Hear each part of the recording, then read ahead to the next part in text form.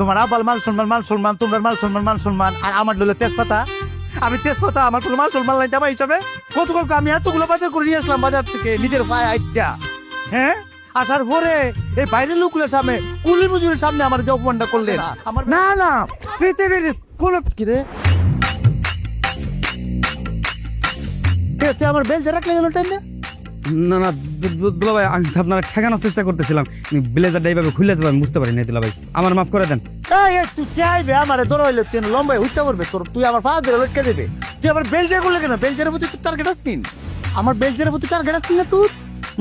আর কি কইতেছেন আপনি এসব? আমার ছোট ভাই আপনার আটকানোর চেষ্টা করছে, আর বেশি কিছু না।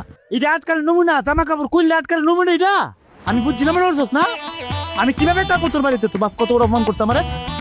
হ্যাঁ, আমি এ করে চলে দেবো আবার খাবার।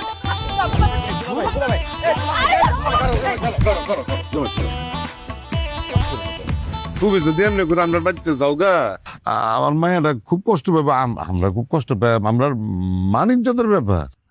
বা তোমার আব্বার মান সম্মান তোমার মান সম্মান আর আমার লইলে তেজপাতা। আমি তেজপাতা, আমার কোনো মান সম্মান নাই জামাই হিসাবে। গতকালকে আমি এতগুলো বাজার করে নিয়ে আসলাম বাজার থেকে নিজের পায়ে আইটা। হ্যাঁ, আসার পরে এই বাইরের লোকগুলোর সামনে কুলি মজুরের সামনে আমার